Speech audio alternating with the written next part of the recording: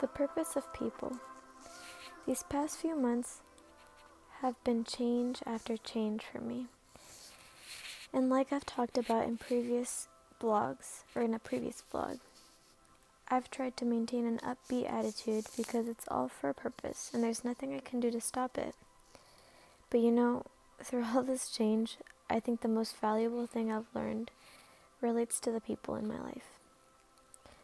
We have talked about purpose and about how there's a purpose behind every little thing that you wouldn't even imagine, such as whether or not the light turns green at an intersection. So, just like there is purpose behind the little things, there is also purpose for the big things, such as people. God knows how important people have been in my life, and the truth is that those closest to you are usually the ones that help shape you. I think that the hardest part about having to undergo all this change is thinking about all the beautiful people that hold a special place in my heart that I'll have to leave. But the reality of it all is that sometimes even when people aren't close, they still play a part in your life. Some people aren't meant to leave. Maybe they're just changing positions so that others can come and impact a different area of your life like they did. It isn't necessarily bad, it's just different. And it's up to us to decide how we take it. We've talked about our core essential by default, and selectively essential circles. And although these circles are very important and real, they will change.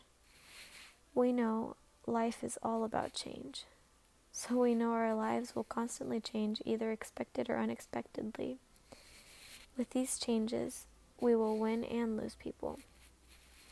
There will be people who are removed from your core essential circle because you'll need others to help you grow even more and in different ways. In your essential by default circle, people will also come and go, but by default. They'll have no choice but to pass on or be born. I think that our essential by default people either pass on or are born because they have fulfilled their purpose, or they are yet to fulfill their purpose. However, sometimes they may pass on because they were unable to fulfill their purpose and someone new will come to finish what they had started.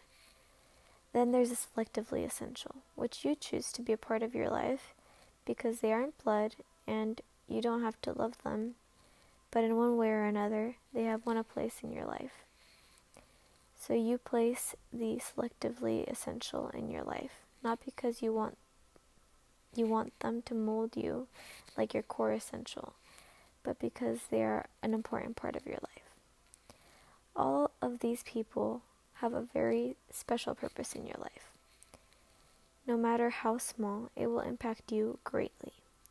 So I am learning, and have been learning these past few months, that these changes don't mean burning bridges or even saying goodbye. These changes mean we'll see who stays, who goes, and who is yet to come, but it'll all be with God's purpose. How will you perceive your new and upcoming changes? For I know the plans I have for you, declares the Lord, plans for welfare and not for evil, to give you a future and a hope. Jeremiah 29:11.